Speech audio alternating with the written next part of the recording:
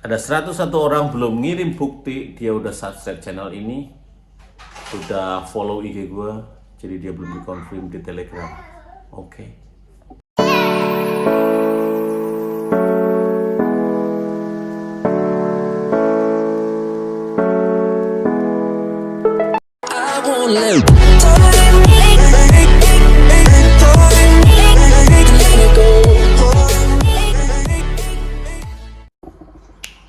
Oke, assalamualaikum warahmatullahi wabarakatuh. Jumpa lagi di sini ya guys. Kita akan sedikit membahas, enggak sedikit sih, kita akan mengupas secara tajam silet. Oke, buat teman-teman yang kemarin dinyatakan lulus di kesehatan awal, selamat ya. Buat teman-teman yang belum berhasil di kesehatan awal, kita akan kupas. Buat teman-teman yang sudah dinyatakan lulus di kesehatan awal pun, kita akan kupas untuk persiapan menuju psikotes. Sana. Jalan. Oh, kita sebelumnya kasih buat teman-teman yang gagal di kesehatan awal ya. Tentunya kalau administrasi, faktor ketelitian dan kesesuaian ya. Ketelitian di sini berarti saat pemasukan data, saat file-file juga ya, jenis-jenis file gitu harus teliti, harus sesuai dengan apa yang diinginkan. Kita akan kupas dulu di kesehatan awal ya. Di kesehatan awal tentunya tinggi badan, berat badan ada hal yang mutlak. Buat teman-teman yang ngerasa tinggi badan atau berat badannya tidak sesuai dengan aturan, ya otomatis gugur, karena kan di sini dari rentetan tes kesehatan itu sistemnya gugur. Ketika kamu di tahap tinggi badan, berat badan gugur tuh kamu akan disuruh pulang. Jangan sakit hati. Perbaiki diri. Oke, lanjut ke berikutnya, tes mata ya. Ini acak ya. Untuk tes mata itu rabun jauh, babun dekat juga ya, karena tesnya itu untuk membaca huruf di sini jaraknya sekitar antara 6 sampai 7 meter sekitar itu ya.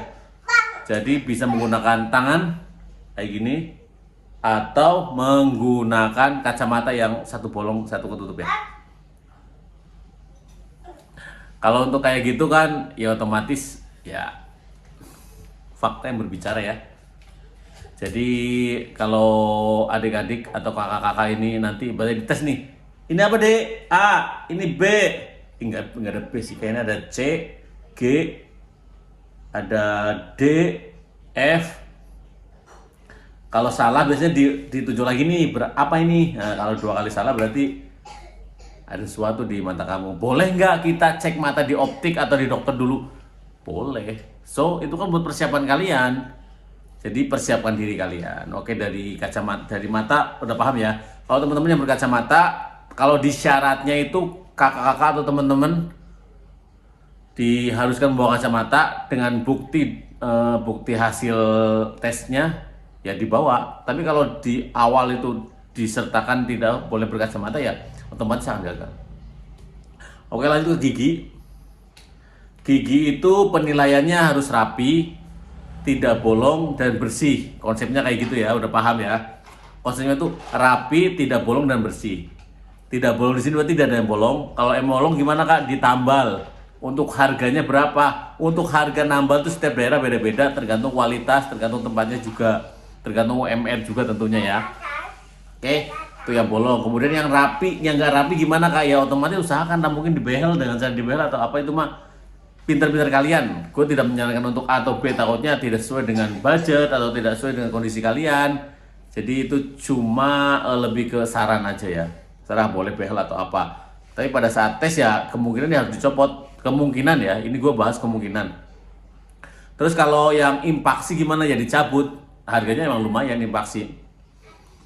Kalau emang udah ada yang kecabut, saran boleh nggak kalau pakai gigi palsu, boleh-boleh aja karena nilai estetiknya kalian terpenuhi. Cuma nanti dokter tahu nggak kalau itu di gigi palsu? Ya kemungkinan besar tahu karena kan itu dokter. Ya, jadi kalau yang kotor harus bersihin, harus bersih ya. Bersih giginya harus rapi. Nah untuk scaling ini bervariasi ya, dari ratusan ribu sampai ke puluhan juta, tergantung tempatnya, tergantung kualitasnya juga. Gigi paham? Kalau buta warna, ya buta warna itu hal yang mutlak ya, karena kerjaan di kereta itu wajib kudu harus mesti berbau dengan warna sih. bagian apapun menurut gue sih ini my experience ya. Jadi setiap lini di kereta itu berbau dengan warna. Jadi otomatis untuk teman-teman yang mengalami buta warna ya, kemungkinan ya kecil kemungkinan untuk bisa masuk ya. Bahkan mungkin tidak bisa. Terus kemudian varises ya, untuk varises kan kalau disuntik, saya punya varises itu disuntik, gimana ya, ketahuan nggak? Ya besar kemungkinan ya mungkin ketahuan ya, karena kan dokter yang paling tahu ya. Tapi kalau kalian atau teman-teman mau mencoba untuk disuntik atau apa, itu terserah kalian. Sebisa mungkin jaga kesehatan ya. Kalau udah varises ya bisa nggak sih dihilangin? Gue no comment ya, karena untuk hal-hal kayak gitu di luar nalar gue, di luar ilmu gue. Tapi kalau saran ya silakan dikondisikan, kalau disuntik atau di apa itu monggo, itu lebih ke usaha anda kalian ya. Gue gak menyarankan, gue tidak melarang juga. Terus fisik ya, kemudian tumpah kak. Terus kemudian tes fisik di sini lebih kayak bentuknya semuanya harus sesuai, harus normal ya. Mulai dicek bugil dari ujung kaki, saya ujung rambut, lubang anus, telinga, dan varikokel ya, varikokel di bagian enggak tumpah itu adik, varikokel di bagian burungnya ya, dilihat diraba di terawang. Terus gini ya buat teman-teman, setiap tahapan itu sistemnya gugur. Kalau teman-teman tidak memenuhi bagian itu pasti akan disuruh pulang. Cuma ketika teman-teman ngerasa, kak saya udah sampai tahap akhir, terus nggak ada omongan apa-apa, kok saya nggak ada, namanya nggak ada. Kemudian karena yang kemarin kan gelombang 2, mungkin nggak kah gelombang 2 itu penerimanya sedikit? Jawabannya mungkin nggak mungkin, karena untuk kuota penerimaan itu hanya panitia yang tahu, gue garis bawahi, panitia yang tahu ya. Jadi konsepnya itu menurut my experience juga, my pengalaman ya, bukan tentang kuota aja konsepnya tuh, enggak, faktor kuota aja. Jadi misalnya KAI butuh yang namanya 10 orang, namun di tahap akhir yang bagus cuma 7 orang. Gak mungkin sih, kecil kemungkinan ya, kemungkinan besar lah, kemungkinan besar ya, kita main bahas kemungkinan ya, karena kalau jawabnya pasti gue dikiranya panitia dong. Lebih ke besar kemungkinan yang diterima 7, yang 3 gimana kak? Ya yang 3 mungkin nanti akan rekrut lagi di bulan depan, mungkin tahun depan, kayak gitu ya. Jadi pemenuhan kebutuhan sesuai dengan jumlah yang memenuhi persyaratan. Oke, jadi konsepnya tuh jadilah dirimu yang terbaik di setiap tahapnya. Sampai sini paham ya? Buat teman-teman yang ngerasa, oke kita bahas lagi, buat teman-teman yang ngerasa melewati kesehatan awal tanpa catatan, tanpa obrolan gak enak dari panitia, bisa nggak lolos gimana ya kak? Jawabannya ya gini, kalau rekrutmen itu dikhususkan untuk suatu formasi, contoh ya, maaf nih, contoh masinis, mungkin besar kemungkinan grade kesehatan kamu itu tidak A. Karena mohon maaf ya, ini setahu saya untuk masinis sendiri tuh grade kesehatannya harus A. Yang saya tahu masinis dan polsuska, yang lain belum tahu. Yang saya tahu masinis dan polsuska itu harus A. Mungkin, gue bahas mungkin ya, karena tidak ingin menyakiti ya, grade kesehatan kamu tidak A di tahap awal ini. Itulah faktor-faktor yang bisa menggugurkan kalian. Attitude juga ngaruh ya, attitude dan kesesuaian syarat yang ditulis, apa aja harus dibawa, penampilannya harus gimana, sepatunya harus apa, kalau nggak punya pantofel gimana diusahakan, karena kan itu syarat, sesuatu yang udah berbau syarat itu wajib kudu harus mesti benar penuhi. Kak kemarin si A nggak pakai ini, nggak pakai ini tapi lolos, atau tanya aja coba lolos apa enggak. Jangan membandingkan dirimu dengan orang lain. Paham ya ini ya? 10 menit udah bahas untuk kesehatan awal. Lanjut kita ke psikologi. Psikologi ya buat teman-teman besok. Setelah dinyatakan lulus, tentunya lanjut ke tes psikologi. Karena diriku atau kemarin gue guys, habis pemetaan ya, program dari perusahaan pemetaan. Jadi konsepnya sama kayak mau daftar. Jadi tes psikologi lagi ya. Mulai dari sinonim antonim nggak ada, tapi lebih ke bangun ruang. Bangun ruangnya lumayan. Bangun ruang, menggambar 8 kotak warteg ya. Menggambar 8 kotak, menggambar pohon, menggambar orang, dan Pauli. Gue kasih tips-tipsnya. Cuma untuk tes psikologi di psikotes lebih ini lagi ya, pada saat pendaftaran itu ada tes TIU. Ada 5. Kita ini urutin dulu ya. Ada sinonim antonim, ada madas atau soal cerita, tulis ulang-ulang. Ada tes TIU 5, sinonim antonim. Kalau nggak keburu di ini aja ya, di pause ya. Madas atau soal cerita, bangun ruang, pernyataan, warteg, gambar pohon, gambar orang, kepribadian, dan tes koran atau Pauli ya. Diriku udah mempersiapkan. Nah dulu nih ayam ini dulu. Nih. Tes tuh ya. Kita lihat. Diriku udah. Halo guys, kembali lagi bersama Halo. Dan video kali ini gua akan di sini yang pertama itu adalah Contoh nih. yaitu menambahkan Ini bisa dikasih garis lagi. di bawah ya dengan berlawanan seperti cermin, hanya saja kalau ini di bawahnya ya. Jadi ini ada garis miring ke atas seperti ini, maka ini ada garis miring ke bawah, maka Kurang lebih seperti itu. Tes tuh itu kayak memberikan samaan garis yang ini sama yang ini. Kalau ini gimana? Gimana ya jelasinnya? jadi jawabannya adalah nomor 2 ini. Oke, jawabannya nomor 2. Kalian garis bawahi. Kemudian yang kedua, polanya adalah menambahkan ini. Menambahkan seperti Oke, di Google pun ada, di YouTube pun ada. Silahkan cari yang namanya tes psikologi TIU 5. Silahkan digali, terus belajar. Gak ada salahnya belajar seriusan. Gak belajar bukan berarti gak lolos, belajar bukan berarti bakal lolos. Konsepnya kayak gitu ya. Cuma larinya di sini mempersiapkan diri menghadapi hal-hal yang kita akan hadapi untuk mengejar apa sih? Mengejar impian. Kurang lebih tes TUI kayak gitu ya. Mana sih nah? Kayak gini kurang lebih nih. Nah, maka ketika ini ada plus seperti ini, kemudian penambahannya adalah Jadi coretan membandingkan antara A dan B, bandingannya kayak gini. C dengan D, D-nya titik-titik. Alright, semoga paham yo. Lanjut ke sinonim, antonim, dan pembahasan. Oke, assalamualaikum warahmatullahi wabarakatuh. Ini suaranya. B bersahaja, C aktif, D natural, atau E cantik. Dengerin. Jawabannya adalah E cantik, Ulang. yang artinya cantik, halus, lembut.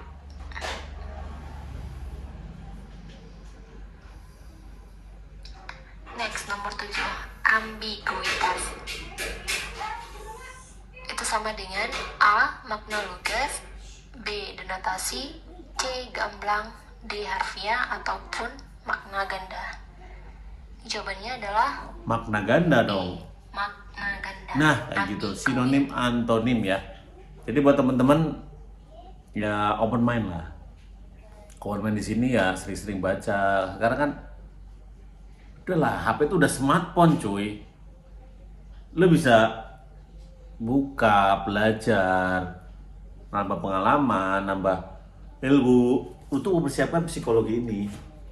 Orang yang gagal di psikologi menurut gue biasanya orang yang cenderung sombong. Karena kan tes psikologi ya.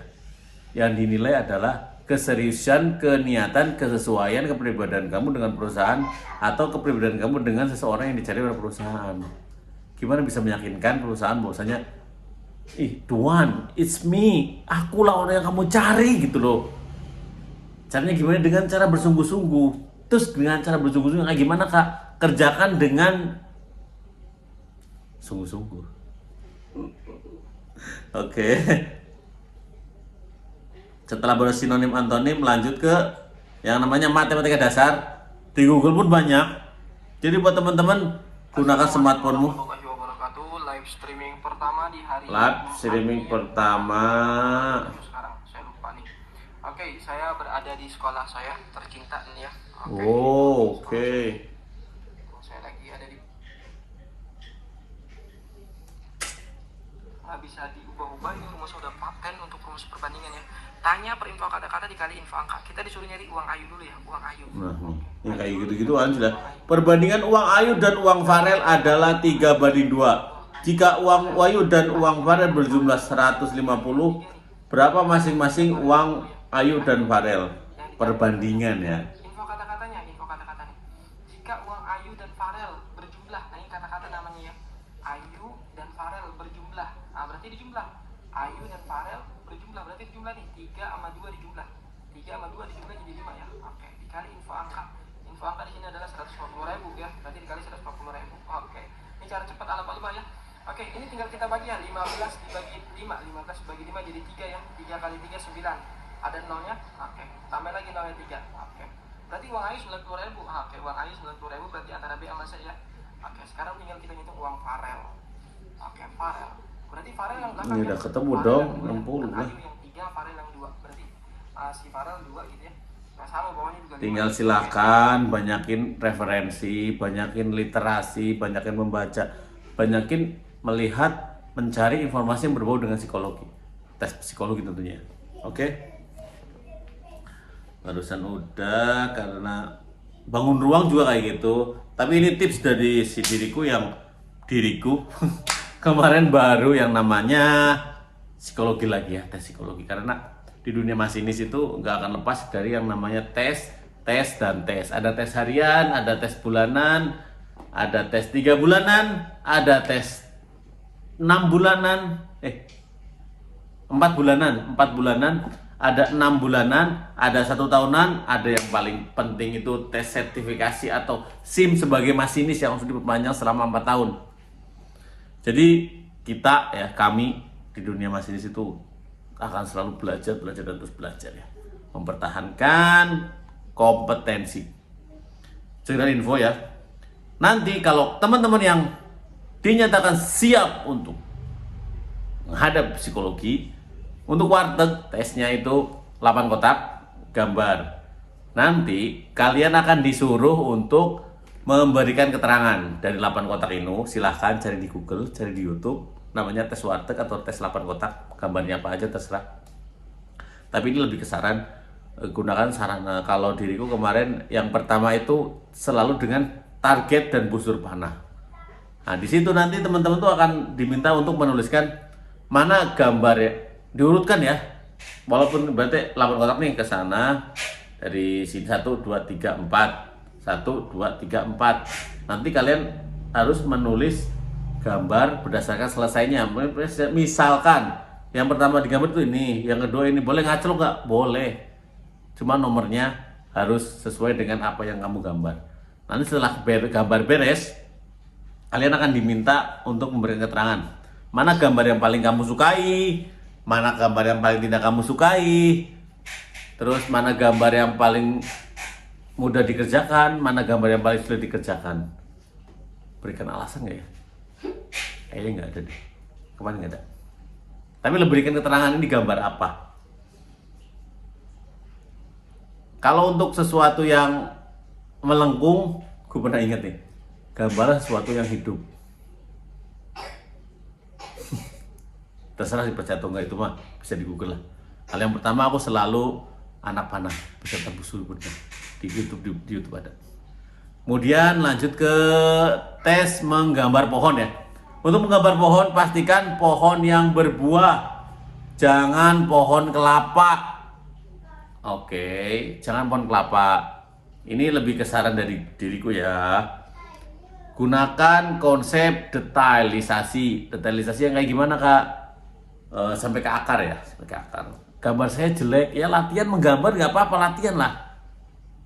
menggambar itu kan kayak kadang lebih ke kayak kalau mau latihan lama-lama jadi minimal rada bagus lah. Gambarnya sampai ke akar, pastikan akarnya kuat, bercabang, berbuah, berdaun lebat. Konsepnya kayak gitu. Jadi kokoh dan bermanfaat. Ya. Oke. Paham dong sampai sini dong. Ya Allah, semoga paham. Kemudian menggambar orang ya. Pastikan menggambar orang yang akan atau sedang melakukan pekerjaan. Akan atau sedang melakukan pekerjaan ya. Boleh nggak Kak saya menggambar masinis yang sedang berjalan? Boleh. Kalau bisa tangannya itu lengkap ya, tangannya lengkap. Boleh menggenggam atau enggak Kak? Kalau dari temen gue sih saran jangan menggenggam. Jadi harus lengkap, 5 detail. Jangan mengulang goresan. Set, udah set itu aja. Di setiap menggambar itu jangan mengulang goresan. Kalau di arsir gimana? Tidak disarankan sih menurutku, karena kan ini bukan menggambar untuk dinilai tingkat kebagusan atau apanya kali ya. Cuma tidak disarankan lah. Di setiap penggambar psikologi jangan diarsir lah. Kalau untuk goresan gitu sih nggak apa-apa, tapi kalau set gitu kayaknya kurang sih menurutku. Oke. Gambar dari ujung rambut proporsional. Gambar seseorang ya berbau kereta juga nggak apa-apa, masinis kayak atau pegawai KAI yang sedang berjalan pakai sepatu, tangannya lengkap, pakai tas kayak gitu. Yang akan melakukan pekerjaan nanti kamu akan diminta keterangan, ke sana. Kemudian yang paling penting ya, itu tes yang namanya tes koran. Gue jadi ini tes koran. Takutnya ada yang salah tes koran tuh, cara mengerjakannya ya. Tes koran atau tes Pauli. Nih, tes Pauli kayak gini ya. Kurang lebih kayak gini nih. Apalagi. Nah, tes Pauli kayak gini ya. Dari kiri ke bawah dijumlahkan. Contoh nih ya. 1 ditambah 3, 4. 4 di sini di antara 1 dan 3. Ditulisnya di antara 1 dan 3. Terus kemudian ini 3 ditambah 5, 8. Ditulisnya itu di antara 3 dan 5. 5 ditambah 7 itu 12. Ditulisnya itu angka satuannya, tapi duanya aja. Jangan ditulis 12, tapi satuannya aja. Terus kalau bilang garis set di sini, set di sininya ya. Bukan di sini. Nanti soalnya 7 sama ini yang dijumlahin tuh lagi. 7 sama 9 berapa? 16. Yang ditulis itu 6-nya. Nah, dari sini loncat ke sini. Nah, di tes Pauli ini jangan sampai teman-teman menganggap hal sepele ya. Orang-orang tuh di sini kadang terjebak. Oh, biar kelihatan banyak, biar mengerjakan nambah, ngasal aja dah. Nggak kayak gitu konsepnya. Karena itu konsep Pauli itu, konsep psikologi, tes psikologi itu bukan konsep yang asal. Semuanya pasti ada metodenya. Apalagi di sini nggak jujur tuh. Ya nilainya udah minus ya kalau untuk di pegawai, untuk penerimaan pegawai. Jangan coba-coba bermain-main dengan tes Pauli sengaja hasilnya biar banyak tapi ngasal. Hati-hati sobat ya. Sampai sini semoga paham ya, semoga paham.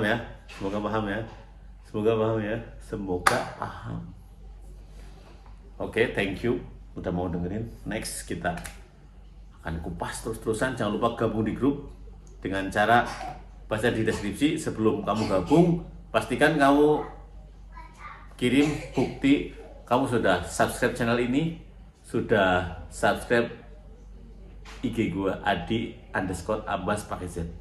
Nanti gue confirm.